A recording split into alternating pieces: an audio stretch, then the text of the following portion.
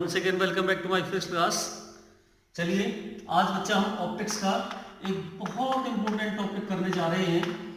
जो हम एसआरएस कर रहे थे तो कन्वेक्स का पार्ट किया था हमने सबसे पहले, कन्वेक्स का SRS when image form real. अब हम रियल ना करके अब सेकंड केस हमारा when image form is virtual. किसका केस है ये? कन्वेक्स एसआरएस का सेकंड केस है। कौन सा? When image formed is virtual. जब हमारी इमेज कैसी बने बच्चा? वर्चुअल इमेज बने। तो इसके लिए मैंने आपको पहले उसमें भी कराया था, प्रीवियस वीडियो में तो मैंने बताया था, यदि बच्चा ऑब्जेक्ट हम दूर लेते हैं तो इमेज बनती है हमारी रियल, यदि हम ऑब्जेक्ट नजदीक लेते हैं तो इमेज बनती है हमारी वर्चुअल। देखिए ये हमने क्या ले लिया? Convex S R S. ये क्या हो गया हमारा? Glass, that is the denser medium. μ2 refractive index ले लिया इसका। यहाँ पर बच्चा हमने एयर मान लिया और μ1 उसका क्या है? Refractive index. ये हम बहुत पहले से जानते हैं बच्चा कि μ2/μ1 इक्वल टू क्या होगा? μ। ये आप चीजें साइड में लिख ले। अच्छा ये हमारी प्रिंसिपल एक्सिस होगी, ये हमारा क्या हो गया? Optical centre. एक्स वाई क्या हो गया इसका? सॉरी सी इसका सेंटर ऑफ कर्वेचर होता है। एक्स वाई क्या होगा इसका? अपर्चर कह सकते हैं, साइज ऑफ द एसआरएस। यदि ऑब्जेक्ट हम नजदीक लेते हैं बच्चा, बहुत नजदीक ले लिया, यदि ऑब्जेक्ट दूर लेते हैं तो रियल इमेज, और नजदीक ऑब्जेक्ट लेंगे तो कैसी? 100% वर्चुअल इमेज बनेगी इसकी। इस तरह से फर्स्ट रे ऑफ लाइट ऐसे जाएगी, जैसे ही वो ए पॉइंट पर जाकर के स्ट्राइक करेगी, यहां से क्या आएगा बच्चा? नॉर्मल आएगा। एंगल कितना बनाएगी वो? Incidence angle. ये पॉइंट हमने यहां मान लेते हैं वाई को, ये पॉइंट ए हो गया। इंसिडेंस एंगल कितना बनाया बच्चा उसने? आई भी द इंसिडेंस एंगल। अब देखिए रे को जाना तो इसे सीधे चाहिए था, लेकिन जैसे वो रेयर से डेंसर में जाती है वो क्या करती है? टुवार्ड्स द नॉर्मल, थोड़ी सी नॉर्मल की तरफ झुकती है। इस तरह से थोड़ी सी क्या होगी? वो नॉर्मल की तरफ झुकी ऐसे। अब देखिए आगे इसको कितना भी बढ़ा लो इस पर नहीं मिलेगी। इसका मतलब यदि हम इसे पीछे की तरफ बढ़ाएं ऐसे, तो किसी ना किसी पॉइंट पर आपको मिलती हुई प्रतीत होगी, और जिस पॉइंट पर वो मिलती हुई प्रतीत हो वहां पर क्या बनेगी? इमेज बनेगी इसकी। अच्छा एक चीज और बता दूं आपको, इंसिडेंस एंगल बनता है हमारा इंसिडेंट रे और नॉर्मल के बीच, जबकि रिफ्रैक्शन जो एंगल बनता है वो बनता है हमारा रिफ्रैक्टेड रे और नॉर्मल के बीच। तो रिफ्रैक्टेड रे ये है हमारी और नॉर्मल हमारा ये है, that is the R angle. इसको पीछे कन्वर्ट करो, ये रे हमारी यहाँ रिफ्लेक्ट हो रही है, नॉर्मल हमारा इधर जा रहा पीछे। तो ये जो बच्चा कंप्लीट एंगल बनेगा, ध्यान से देखिएगा, कंप्लीट एंगल हमारा आर बनेगा। ये छोटा एंगल यहाँ से यहाँ तक कितना बना हमारा? आई एंगल बना। आई एंगल किस किस के बीच है? इंसिडेंट रे और नॉर्मल के बीच रिफ्रैक्शन रे। रिफ्रैक्टेड रे हमारी कौन सी होगी बच्चा? रिफ्रैक्टेड रे ये होगी हमारी, यहाँ तक बनेगा, ये हमारी रिफ्रैक्टेड रे होगी, और ये नॉर्मल हो गया। यहाँ तक कंप्लीट क्या बनेगा? आर, और आई बनेगा यहाँ तक का एंगल। अब यहाँ से क्या करेंगे हम? ए से ड्रॉप द परपेंडिकुलर, नीचे परपेंडिकुलर ड्रॉ कर लेंगे, that is the end point. यहाँ से साइन कन्वेंशन लगा देते हैं हम। ऑब्जेक्ट से डिस्टेंस कितनी रहेगी? यू, इमेज से डिस्टेंस वी, और बच्चा नॉर्मल से कितना रहता है हमारा? आर। ये हमारी आर डिस्टेंस रहेगी। ऑब्जेक्ट के साथ अल्फा एंगल, इमेज के साथ हमेशा बीटा एंगल, और नॉर्मल के साथ हमारे हमेशा गामा एंगल बनता है। तो आपको ट्रायंगल वही याद रखने, मैंने प्रीवियस वीडियो में भी बताया था बच्चा, एक तो एओसी ट्रायंगल और एक हमारा एआईसी। इन दोनों ट्रायंगलों की हेल्प से हम सारी चीजें निकालेंगे। तो सबसे पहले क्या करेंगे? From triangle AOC, AOC triangle को लो। एओसी देखिए, ए ये रहा हमारा, ओ ये रहा, और सी ये रहा। इस वाले ट्रायंगल को आप ढंग से देखिएगा, अंदर बन रहे हमारे गामा और अल्फा, दोनों अल्फा और गामा बन रहे हैं, और बाहर कौन से बन रहे हैं बेटा? एंगल। बाहर बन रहा हमारा आई एंगल। आई इसका एक्सटीरियर एंगल है, तो क्या लिखेंगे बच्चा? I be the exterior angle, I be the exterior angle of किस किस का? Alpha and gamma. तो हम जानते हैं एक्सटीरियर एंगल हमेशा होता है sum of the interior angle. Angles are very small, so taken tangent. इसका टेंजेंट ले लेंगे हम, tangent of alpha plus tangent of gamma.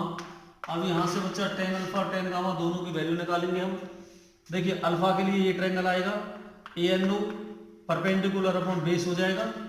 Ten alpha निकालेंगे तो आई इक्वल टू कितना होगा? परपेंडिकुलर ए एन, और बेस कौन सा हमारा? O N, plus ten gamma perpendicular A N. Gamma ये ट्रायंगल बनेगा बच्चा, ढंग से देखिएगा। ए एन परपेंडिकुलर, बेस हमारा एन सी होगा, N C. That is the equation number first मान लेते हैं इसे हम, पहले इक्वेशन मान करके यहाँ से छोड़ देंगे। Second, now from triangle, similarly from triangle, so second कौन सा हमारा बच्चा, ए आई सी। एक बार हमें ए सी लेना है, एक बार हमें ए आई सी लेना है। तो ए आई सी ट्रायंगल में हमें क्या करना है, A point 0, I point 0, C point 0। अंदर बन रहा है बेटा कौन सा, गामा और बीटा, और जबकि बाहर इसे बढ़ाए बाहर बनेगा हमारा आर एंगल। तो क्या लिखेंगे बच्चा, R be the exterior angle, R be the exterior angle of किसका, बीटा और गामा का, बीटा एंड गामा। तो एक्सटीरियर एंगल क्या होगा हमेशा, sum of the interior beta plus gamma. Angles are very small, so take tangent, tangent of beta होगा बच्चा, tangent of gamma होगा यहाँ से। अब दोनों से टेंजेंट की वैल्यू निकालेंगे, तो आर कितना होगा, टेन बीटा निकालना। ये पूरा ट्रायंगल चलेगा A N I, A N perpendicular, N आई क्या है इसका, बेस। तो यहाँ से A N upon N I plus ten gamma निकालेंगे बच्चा, ए एन अपॉन एन सी आएगा। तो ए एन अपॉन एन सी, यहाँ से ये कौन सी इक्वेशन मान ली हमने बच्चा, सेकंड इक्वेशन मान ली। फर्स्ट आई और आर दोनों चीज निकाल ली हमने। जब एंगल आई भी आ गया, आर भी आ गया, तो हम इजीली स्नेल्स लॉ अप्लाई कर सकते हैं। यहाँ से क्या करेंगे, applying Snell's law, applying Snell's law. तो स्नेल्स लॉ क्या कहता है हमारा, कि जो म्यू है वो इक्वल रहता है sine of the angle of incidence to the sine of the angle of reflection, दोनों का रेशियो, और ये इक्वल होगा हमारा mu two upon mu one. हमने यहाँ से दोनों चीजें क्या कर ली है, फाइंड आउट कर ली है। एंगल से very small, so sine I को क्या ले लेंगे हम, आई, और साइन आर को क्या ले लेंगे, आर। तो ये क्या बन जाएगा हमारा, mu two upon mu one equal to I over R. Cross multiply कर देंगे इसकी, तो यहाँ से कितना होगा इम्प्लाइड रेट बच्चा, म्यू वन के साथ तो आई आ जाएगा, म्यू वन आई, और म्यू टू के साथ क्या आएगा, आर आएगा। ये दोनों चीज निकाल लिया हमने। आई और आर की क्या रखेंगे हम, वैल्यू रखेंगे यहाँ से।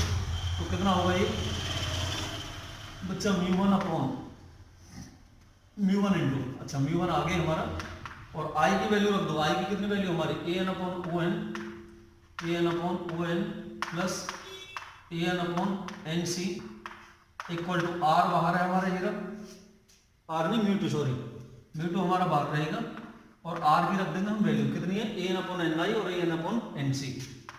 A N upon N I plus A N upon N सी, दोनों चीजें रख दी हमने। ए एन बच्चा सब तरफ से कॉमन लेके हम कैंसिल आउट कर देंगे, ब्रैकेट ओपन करेंगे, तो म्यू वन सबके अपॉन में जाएगा, mu one upon O N plus mu one upon N C equal to mu two इधर जाएगा सबके, ये कितना होगा upon N I plus mu two upon N C. अब देखिए जो पॉइंट हमारा एन है, या डायग्राम में देखो N point is very close to P. N तो हमने परपेंडिकुलर डाला क्योंकि ट्रिग्नोमेट्रिक फंक्शन हमेशा राइट एंगल ट्रायंगल में अप्लाई होते हैं, तो एन को यहां से पी से रिप्लेस कर देंगे। N is very close to P, so N is replaced by P. जहां भी आपको एन दिखाई दे रहा हो पी रख दो। Implied at mu one upon O P हो जाएगा plus mu one upon P C हो जाएगा equal to mu two upon P I plus mu two upon P C. अब यहां से हमें क्या करना है, यहां से इस पूरी इक्वेशन को पहले तो रखो इसके sign convention, applying sign convention. देखिए इस पोल से इधर की सारी डिस्टेंस पॉजिटिव और इस पोल से इधर की सारी डिस्टेंस बच्चा नेगेटिव। तो इधर कौन कौन सी आपकी u और v आ रही है, तो u और v क्या रहेंगे नेगेटिव, जबकि हमारा क्या रहेगा ये जो इधर हमारा ये pc है दैट इज नेगेटिव। तो यहां से वैल्यू सब्स्टिट्यूट करेंगे हम, तो μ1 upon that is minus u plus μ1 upon pc, pc is value is r plus r equal to μ2 upon the value of pi is minus v plus μ2 upon the value of pc is r plus r। इस term को इधर ले आओ तो कितना होगा, यहां से μ1 अपॉन माइनस u, इस टर्म को इधर ले आओ प्लस का हो जाएगा μ2 अपॉन v। देखिए r दोनों तरफ से क्या हो जाएगा, एलसीएम ले लेंगे हम, ये μ1 इधर जाएगा नेगेटिव का होगा तो μ2 माइनस μ1। यदि मैं इस टर्म को μ1 से डिवाइड करूं इस तरह से μ2 अपॉन μ1 बनेगा, और ये कितना बन जाएगा, μ1 से μ1 कैंसिल होकर के 1 upon minus u plus μ upon v equal to μ minus 1 upon r। तो इस तरह से ये एक प्रीवियस वीडियो में भी निकाला था हमने, तब रियल इमेज थी और अब कैसी इमेज हमारी है, I is the virtual image. अब ये वर्चुअल इमेज के लिए बना है। तो 2 केस हम करा चुके हैं हम। अब थर्ड केस जो रहेगा वो रहेगा जब आपका ऑब्जेक्ट डेंसर मीडियम में हो। अब तक ऑब्जेक्ट हमारा रेयर मीडियम में था यहाँ पर, और नेक्स्ट केस होगा जब ऑब्जेक्ट डेंसर मीडियम होगा, उससे किस तरह से इमेज हम फाइंड आउट करेंगे। तब तक इस टॉपिक को रिवाइज करें बच्चा। हमारा थर्ड केस रहेगा when object is placed in denser medium.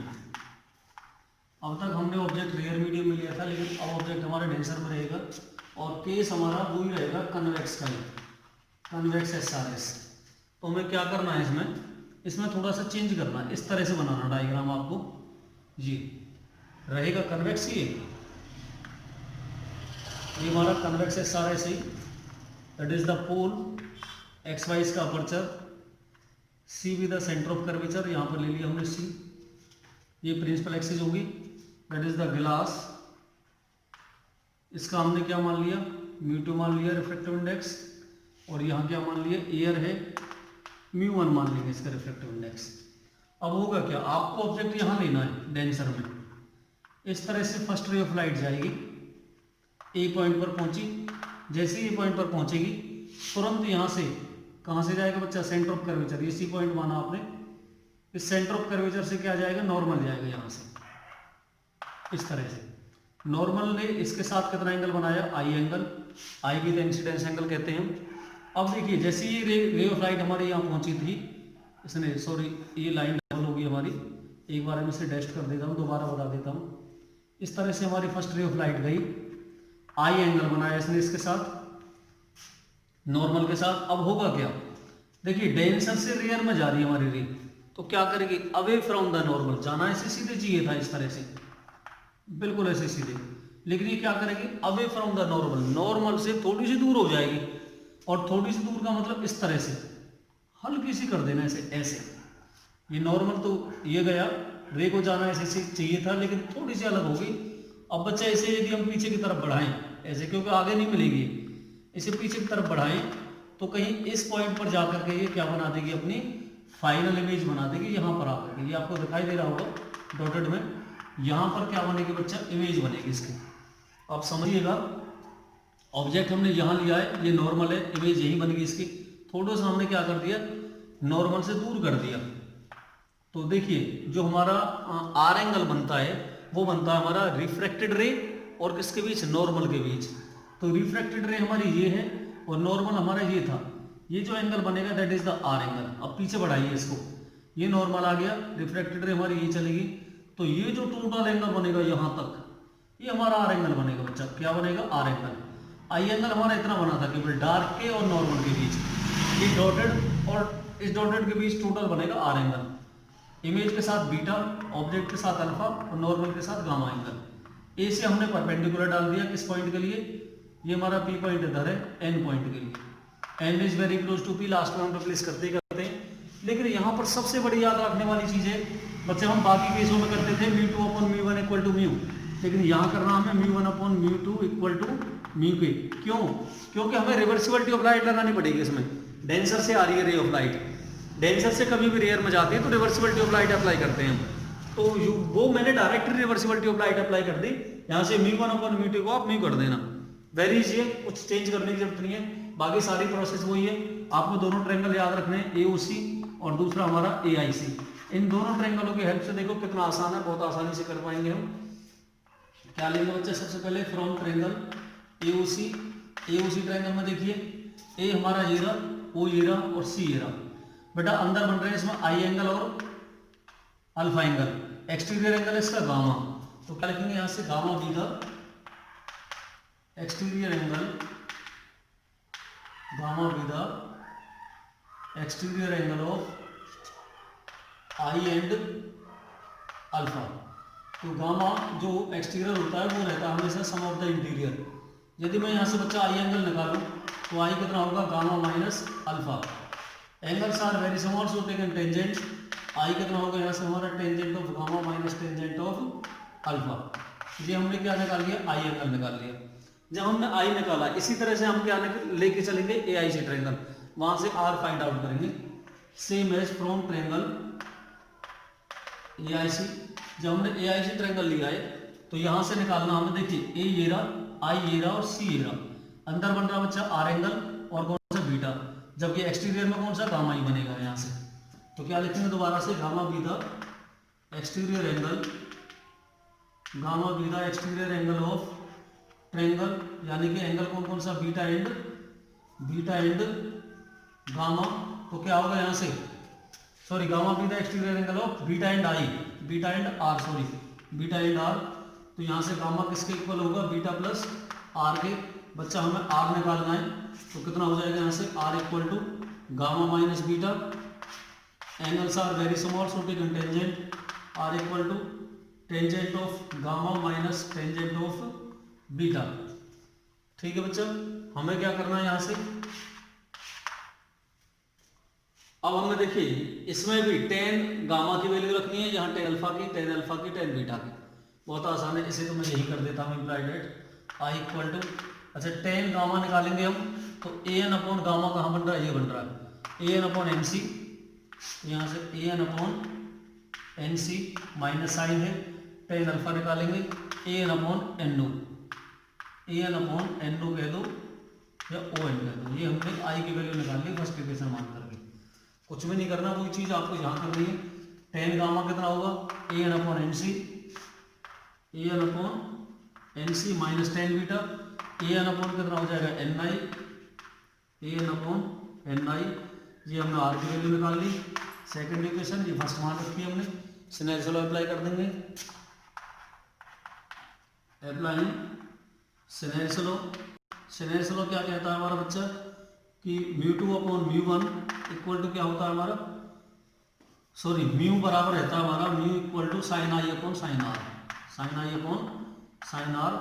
यहाँ से क्या करेंगे, एंगल से वेरी स्मॉल, तो साइन आई को आई रख देंगे और साइन आर को केवल हम आर रखेंगे। जबकि हमारा म्यू इसके इक्वल है, ऊपर देखिए mu one upon mu two, तो म्यू को रखेंगे हम mu one upon mu two, और ये साइन आई को आई और साइन आर को आर, इन दोनों की क्रॉस मल्टीप्लाई करेंगे। तो बच्चा इस बार म्यू टू के साथ तो पहुंचेगा आई, म्यू टू आई, और म्यू वन के साथ पहुंचेगा आर। ये आपको ध्यान रखना है, थोड़ा रिवर्स है बस पहले से। अब हमें क्या करना बच्चा, इस केस में म्यू टू के साथ तो आई की वैल्यू रख देंगे।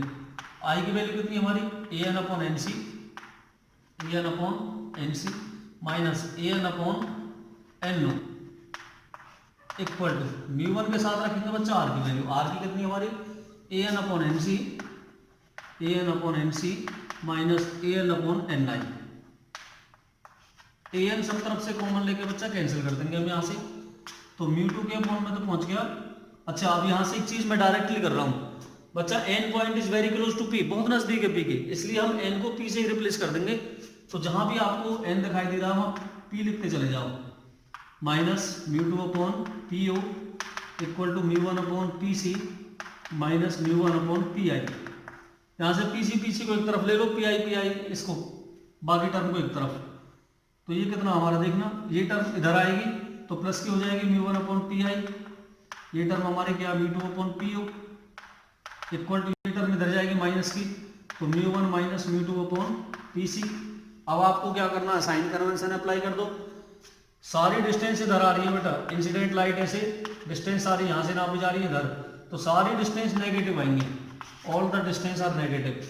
आपका यू भी नेगेटिव आएगा, देखिए ये तो आर हो गया, ये आपका ऑब्जेक्ट यू रहेगा, ये आपकी इमेज है क्या रहेगा वी, तो R V U V V सभी क्या आएंगे, नेगेटिव आएंगे। यहाँ पर वैल्यू रखते चले जाओ बच्चा, mu one upon P I की वैल्यू कितनी रहेगी हमारी, वी नेगेटिव रहेगा, minus mu two P O की वैल्यू कितनी रहेगी, पी ओ की वैल्यू यू रहेगी लेकिन नेगेटिव नेगेटिव नेगेटिव पॉजिटिव बना देगा ऐसे ही, equal to mu one minus mu two upon P C कितना रहेगा, माइनस आर। अच्छा अब आपको क्या करना है, एक तो ये है कि भाई इसको डिवाइड कर दे म्यू टू से, म्यू बनाने के लिए आप ऐसा कर सकते हो, अदरवाइज ऐसे यहाँ भी छोड़ सकते हो, कोई दिक्कत नहीं है। इससे हम माइनस को हटाना चाहें तो बच्चा mu two minus mu one upon R, ये माइनस से मैंने क्या कर दिया, हटा दिया, इसको चेंज कर दिया, ये टर्म प्लस बन जाएगी और ये टर्म माइनस की बन जाएगी, जब माइनस हम कॉमन लेके कैंसिल करेंगे इससे। अदरवाइज यदि मैं इसे म्यू टू से डिवाइड करूँ तो कितना बन जाएगा बच्चा, μ1 अपॉन μ2, म्यू बनेगा अपॉन माइनस v प्लस यहाँ 1 आएगा अपॉन u इक्वल टू, मैं μ2 से डिवाइड कर रहा हूँ तो यहाँ देखिए μ2 से डिवाइड करने पर ये बनेगा mu minus 1 upon minus r। यदि इसे मैं प्लस बनाता हूँ तो ये चीज़ चेंज हो जाएगी। तो इस तरह से हमने क्या निकाल दिया इसकी थर्ड इक्वेशन। बच्चा 3 केस मैं आपको करा चुका हूँ। एक कौन सा, ये तीनों केस मैंने कन्वेक्स के कराए हैं। कन्वेक्स का एक कराया आपको रियल, एक कराया आपको वर्चुअल, और तीसरा केस ये कराया जब आपका ऑब्जेक्ट डेंसर मीडियम हो। अब आपके 2 केस बचे हैं और दोनों ही आपके किसके बचे हैं, कनकेव एसआरएस के। तो कनकेव एसआरएस में हमेशा ही वर्चुअल इमेज बनती हैं जैसा आप सभी जानते हैं। तो वो दोनों केस भी आपको कराए जाएंगे। तब तक आप इन वीडियो लेक्चरों को बार बार देखें और अपनी स्टडी को कंटिन्यू रखें। देखिए जैसा कि सभी को पता है बहुत प्रॉब्लम हो रही है पढ़ाई करने में बच्चों को, तो आप हताश ना हो, आप मेहनत से और अपनी लगन से सारी चीज़ें कर सकते हैं, बशर्ते कि केवल आपको एक एजुकेशन, एक पढ़ाई पर ही फोकस करना है और बाकी चीज़ों से कोई मतलब नहीं है।